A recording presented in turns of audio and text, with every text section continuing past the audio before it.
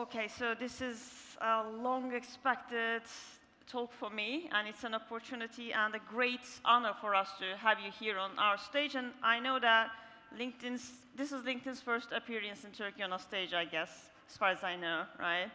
I mean, definitely can confirm, yes, it's the first appearance, I think, on an MMA stage. Okay, great. So Henrik is the director of LinkedIn's marketing solutions business across Germany, Austria, and Switzerland. And he leads a dedicated team managing a diverse portfolio of large and mid-sized advertising clients and helping them to grow and succeed on the platform. So to start with, I would like to learn about your perspective on AI and how it's going to impact the future of work. Sure. So first of all, happy to be here. It's my first time in Istanbul, so very excited to be in this fantastic city.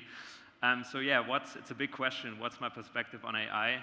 What I find very interesting in general, because I talk a lot to business leaders, senior marketing leaders out there, there are very different perceptions, I think, floating around on AI. Some people say, like, it's a trend, it's a hype. Now everybody talks about it. In a few years' time, it will be kind of normality.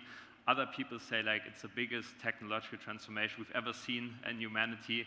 And I think I'm definitely between these two teams, but I'm definitely closer to the second definition. So personally, I'm very, very convinced that AI is not just a trend, a hype that is going away. AI, from my perspective, is one of the biggest technological transformations we've seen so far, and it can be compared, I think, to the rise of the internet, to the rise of mobile devices. That will be kind of the next big thing. And as you mentioned already, it's definitely a very important inflection point for the future of work, and that's very close to my heart because LinkedIn, as many of you know, is a platform strongly positioned in the talent space. We have a lot of insights on what's happening in terms of talent trends worldwide, and we can definitely say that everything we see on the platform happening is that AI is already a very tremendous impact on the future of work. And yeah, so just to call out very basic examples, I'm sure you're aware of this, but if you think about your job, the world of work, how AI is already impacting this. So for example, it's already creating new jobs. It's changing the jobs we do. It's changing how we communicate. It's changing how we access information. It's changing how we develop our careers, how we learn new skills, and so on. And most importantly, it's really driving a lot of workflow efficiency for all of us. And that's my expectation, is really making us much, much more productive in the future as employees and as leaders. And I think that's the most important thing to really think about. AI is going to change, to be everywhere basically, and change everything in terms of how we work. So there is a full array of questions between, like, am I going to lose my job, to more existential questions like, what will be the role of human beings on Earth if AI takes over all the jobs or capabilities that we are right now responsible from? So it's, I mean, kind of different fragmented area of questions. Yeah. Now I would like to zoom a little bit, because these are very, existential, let me say, questions. But for this context, I want to zoom a little bit. And what do you think about its future impact, current and future impact on marketing and business leaders, especially the business leaders and marketing leaders in this room? Yeah, that's a good question. So I think for business leaders in the room, I think there are two topics that are really should be top of mind from my perspective for all of you to really think about. First of all is the understanding that AI is going to change the skills that are really critical to perform your work. That's number one. This is going to happen quite fast and quite substantially. And the second, top of mind topic I would encourage you to think about is that this kind of skill transformation I just referred to and talked about is happening at a faster pace than it has ever before. So in terms of the data we see on LinkedIn, just to share some kind of numbers and data we see, so in the last 10 years, we approximately saw a 25% change of the skills that are required to perform jobs. So already quite a big change, 25% adjustment of the skills we need. But what we as LinkedIn expect for the next 5 years, so only in half of the time frame, we expect these skills to change by 68%. That's a massive acceleration. This will be felt by all of us, so we all need to rethink how we do our work, how we learn new skills, and how we kind of be agile and so on. And I think that's one of the biggest challenges we have to think about and prepare for, is really to be prepared for this kind of skill revolution affecting all of us. And we already see this, to be honest, when we talk to business leaders, to employees, to marketers. we're already seeing this come to life. So many marketers, maybe you feel the same, already have a feeling of being overwhelmed. There's so many tools out there, so many technologies, so many things you have to do in your jobs and really have to learn and so on. And this is just a starting point in the beginning. So definitely something to be mindful of and prepare for. So can we say that regardless of your industry or position you're holding right now, this skill change will affect you?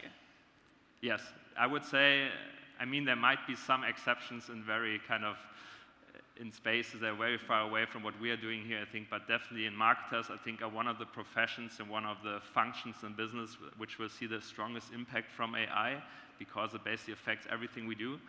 And yeah, what I can kind of share in terms of advice, how to think about it, how to do what to focus on basically in this AI revolution is, first of all, I think it's really, really important to understand the importance and the urgency of AI, and to make sure that, first of all, it's a top-down priority in the business, but also that people feel empowered to use AI to basically disrupt their own work and really leverage all the tools that are available and so on. I think that's really number one, to not miss that trend and not wait until it's happening in the future, but to really think about it now. And the second recommendation I can share is to really embrace a learn-it-all mindset. So basically, think about the skills you need to develop and invest in to be ready for an AI future. So, for example, AI proficiency, number one skill to invest in, to add more speed, agility into the organization. So invest in adaptability, for example. And number three, very important, human skills. So you mentioned it in the beginning, it's really, really important to invest in the way we build skills that are uniquely human, like strategy skills, like relationship building skills, and so on. This is definitely an area where we need to invest in to be kind of differentiated in the future when AI will play a bigger role for all of us. Thank you, great. A question, a little bit of out-of-track question, let me ask, after what you have brought into the scene. Yeah. So do you think that at some point in the future, near or far future, the human skills that we need to concentrate on right now will also be replaced by AI? So is it possible that human skills can also be transferred to AI, and then what would happen to the domain of Homo sapiens then? It's a very, very long-term, very big question. To be very honest, I don't have a glass ball which tells me the future. So nobody really can say for sure what is going to happen. How we as LinkedIn currently think about AI is that there will be a big transition from a knowledge economy where we are today. So it's a lot of focus on knowledge, on specialized skills, and so on. And this is going to transition into a relationship economy. And the assumption is from our end that human skills like relationship building, like social skills, and unique human traits will remain and will be a differentiator in the future. So that's our assumption, that's my assumption, is that this is going to remain, and the future of work will be strongly dominated by these kinds of traits. And that's why I encourage everyone to invest in these kinds of relationship skills, which will be much more important in the future than they are now already. Oh, thank you. Great advice. Thanks a lot. And now that we have LinkedIn on stage for the first time, once again, can you share more about your strategy, LinkedIn's AI strategy, and how the platform keeps evolving within this context? Sure. So at LinkedIn, so where should I start? It's a big topic for us, obviously, as a tech platform. We are very close to Microsoft, so also benefit of some of their capabilities in the AI space, like OpenAI, for example. I think it makes sense to start from the top. So at LinkedIn, we have a vision to create economic opportunity for every member of the global workforce. And how we think about as AI is to not only include it or integrate it into our technology, but really put it in the hand of our members and our customers. So thinking about ways, how can I create more opportunities on LinkedIn for these people? So just to share a couple of examples, I think it's about how to more effectively find a new job, how to find the right people to connect with, how to be better in communicating on LinkedIn to have more impact with my communication. If I'm a marketer, how to reach audiences and target groups in a more effective way, and so on. So that's how we think about AI. So we try to create economic opportunity through AI.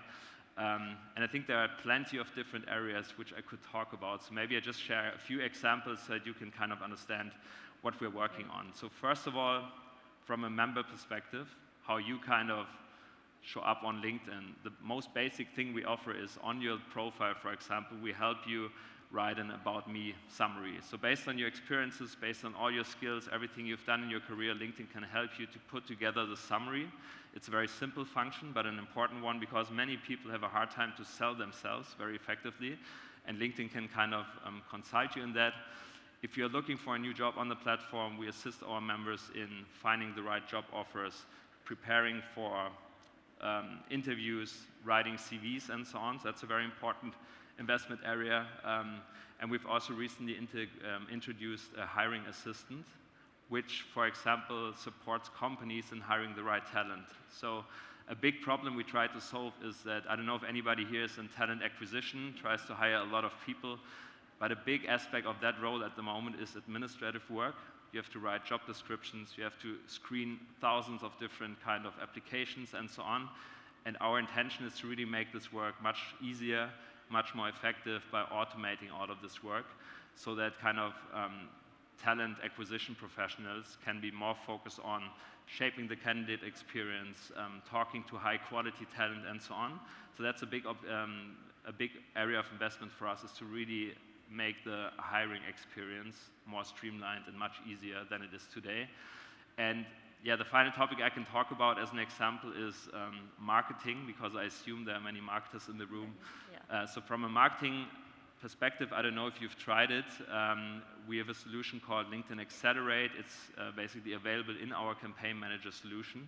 And Accelerate helps you setting up a new campaign, including the targeting, including all the settings and so on, within a few minutes, just based on your website's information.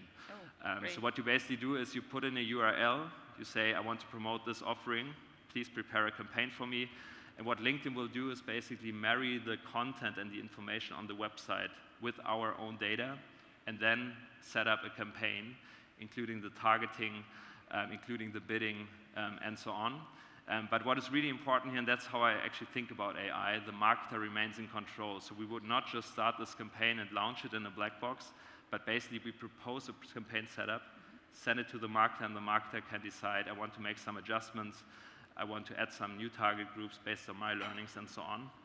And that's kind of how the human interacts with the technology and is not fully replaced by the technology. So I think that's an important example of how we bring this to life. And we also integrated some designer functions in that experience that, for example, you can get inspired by ads that are being designed by AI instead of a graphic designer, just to get some new inspiration and get out of your existing kind of, that's always how I did it, approach. So that's how we think about it at the moment. So is it already integrated in the platform? Or? Yes.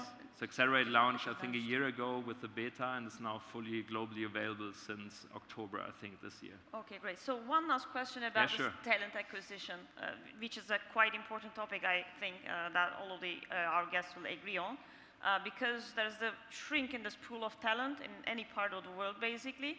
And also some of the jobs or some of the skills are replaced by automation or AI.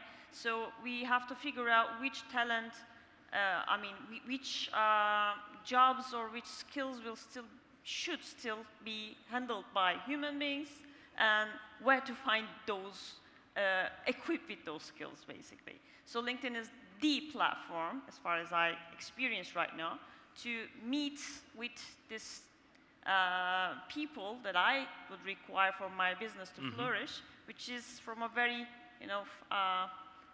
small pool of talent, let me say.